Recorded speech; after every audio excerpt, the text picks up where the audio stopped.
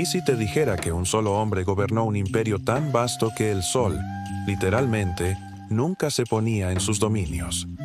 Un hombre cuyo escritorio fue el centro del mundo, desde donde movía los hilos de continentes enteros con la misma minuciosidad con la que revisaba cada documento. Este no es el guión de una película de fantasía, es la historia de Felipe II, el rey prudente, el monarca que llevó a España a su máximo apogeo y al mismo tiempo sembró las semillas de su inevitable declive. ¿Cómo un hombre tan metódico y devoto pudo dirigir el imperio más poderoso de la tierra mientras se enfrentaba a conspiraciones en su propia corte, guerras religiosas y la amenaza constante de la bancarrota? Prepárate para descubrir la fascinante y contradictoria vida del rey que construyó un monasterio con forma de parrilla, derrotó al todopoderoso Imperio Otomano y envió una armada invencible a su más humillante derrota. Nacido el 21 de mayo de 1527 en Valladolid, el destino de Felipe II parecía sellado desde la cuna. Era el hijo del emperador Carlos V, el hombre más poderoso de Europa, y de la emperatriz Isabel de Portugal. Su educación fue una preparación exhaustiva para el poder. No solo aprendió latín, italiano y francés, sino que fue instruido en las artes de la guerra por el experimentado Juan de Zúñiga. Sin embargo, su infancia quedó marcada por una tragedia que forjaría su carácter para siempre.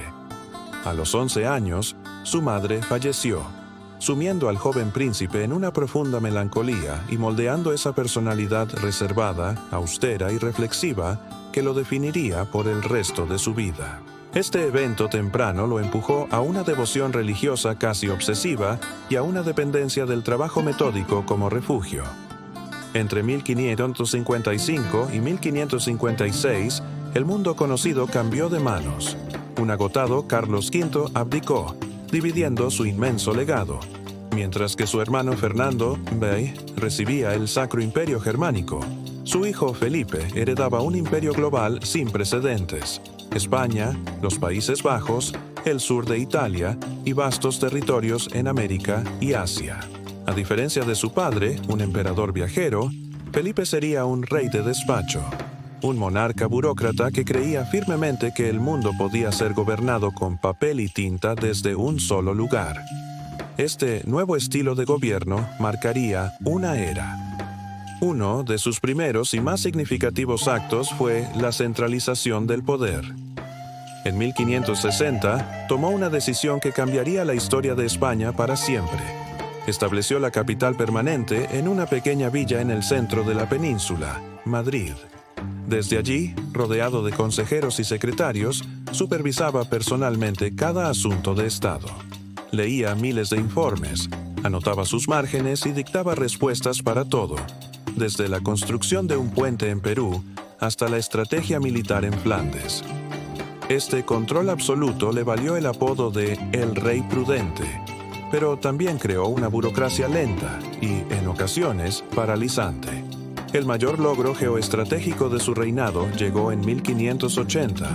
Tras la muerte sin descendencia del rey de Portugal, Felipe reclamó el trono a través de los derechos dinásticos de su madre. Con una rápida y eficaz intervención militar, incorporó el reino de Portugal y su vasto imperio colonial a la corona española. Nacía la Unión Ibérica. De repente, las posesiones españolas se extendían por África, India, Indonesia y las costas de China. Fue en este momento cuando la frase del imperio donde nunca se ponía el sol alcanzó su máxima expresión. Desde Filipinas hasta México, pasando por Lisboa y Nápoles, todo estaba bajo el control de un solo cetro. Pero el poder de Felipe no solo se medía en kilómetros cuadrados. Se consideraba a sí mismo el principal defensor de la fe católica en un mundo amenazado por la reforma protestante y la expansión del Islam. Su momento de gloria militar llegaría en 1571. El Imperio Otomano avanzaba imparable por el Mediterráneo, amenazando con engullir a Europa. Felipe, con una determinación férrea, forjó la Liga Santa, una formidable alianza militar entre España, Venecia, Génova y los estados pontificios. El 7 de octubre de ese año, en el Golfo de Lepanto, La flota cristiana, comandada por su medio hermano don Juan de Austria, se enfrentó a la armada turca. Lepanto no solo frenó en seco la expansión otomana en el Mediterráneo, sino que se convirtió en un símbolo del poderío español y de la defensa de la cristiandad, un evento celebrado en toda Europa. Mientras consolidaba su poder político y militar, Felipe II también dejaba una huella imborrable en la cultura. Fue un gran mecenas de las artes, pero su obra cumbre, la que mejor representa su espíritu, es el Real Monasterio de San Lorenzo de El Escorial. Construido entre 1563 y 1584, este colosal complejo de granito no era solo un monasterio, sino también un palacio real, una biblioteca, un panteón y un centro de estudios. Su austero estilo arquitectónico, conocido como herreriano, reflejaba la personalidad sobria y devota del rey. El Escorial era la materialización de su poder y su fe, el centro neurálgico desde donde gobernaba su vasto imperio. Sin embargo, gobernar el mundo no está exento de fracasos y controversias. El mayor quebradero de cabeza de Felipe fue la revuelta de los Países Bajos. A partir de 1568, las provincias del norte, de mayoría protestante y celosas de su autonomía, se levantaron en armas contra el dominio español. La intransigencia religiosa de Felipe y la dura represión militar, liderada por el duque de Alba, no hicieron más que avivar las llamas de la rebelión. A pesar de décadas de guerra y de invertir ingentes cantidades de dinero y hombres, Felipe nunca logró sofocarla. En 1581, las provincias del norte declararon unilateralmente su independencia, un golpe durísimo para el prestigio y la economía del imperio. Y si la guerra en Flandes era una herida abierta, su enfrentamiento con Inglaterra se convertiría en una cicatriz imborrable. La reina Isabel Prebinthus no solo apoyaba a los rebeldes holandeses, sino que permitía que corsarios como Francis Drake saquearan los barcos españoles que traían plata de América. Harto de las provocaciones, Felipe II concibió un plan audaz y arriesgado: invadir Inglaterra. En 1588 reunió la flota más grande jamás vista, la Grande y Felicísima Armada, conocida por los ingleses como la Armada Invencible. Pero la operación fue un desastre catastrófico. Las ágiles naves inglesas, sumadas a una serie de tormentas devastadoras en el Mar del Norte, destrozaron la flota española. La derrota de la Armada Invencible no solo fue una humillación militar, sino que marcó un punto de inflexión simbólico: el inicio del declive de la hegemonía española y el ascenso de Inglaterra como nueva potencia naval. Las guerras constantes tenían un precio exorbitante. A pesar de las ingentes cantidades de oro y plata que llegaban de las Américas, las arcas del Estado estaban siempre al borde del colapso. Felipe II se vio obligado a declarar la bancarrota del Estado en 3 ocasiones: en 1560, 1575 y 1596. Esta dependencia de los banqueros extranjeros y la incapacidad para reformar un sistema fiscal obsoleto se convirtieron en el talón de Aquiles de su imperio.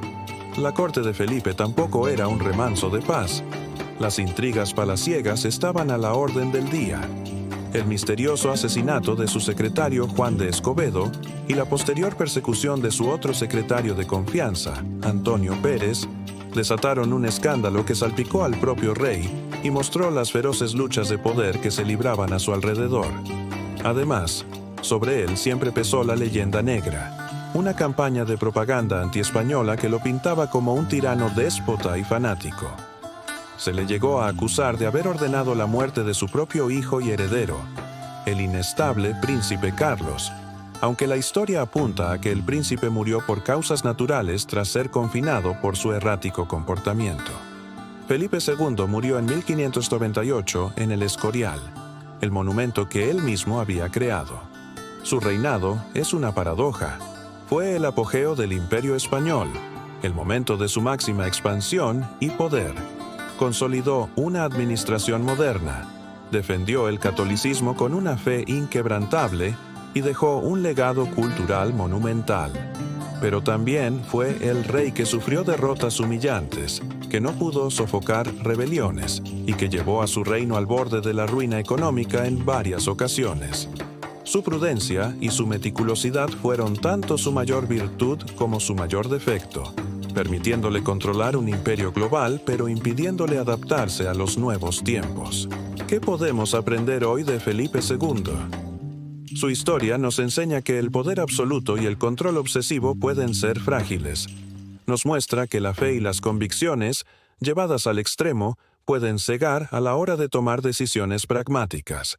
Pero también nos deja una lección de disciplina y perseverancia. Felipe II trabajó incansablemente toda su vida por lo que creía correcto, asumiendo la carga de un imperio sobre sus hombros con una dedicación abrumadora. Su ejemplo nos invita a reflexionar sobre el equilibrio entre la visión a gran escala y la atención al detalle, entre la convicción y la flexibilidad. Nos reta a preguntarnos, ¿hasta qué punto el control nos da seguridad y en qué momento se convierte en nuestra propia prisión? La figura de Felipe II, el rey que gobernó el mundo desde su escritorio, sigue siendo un fascinante recordatorio de la gloria y la fragilidad del poder.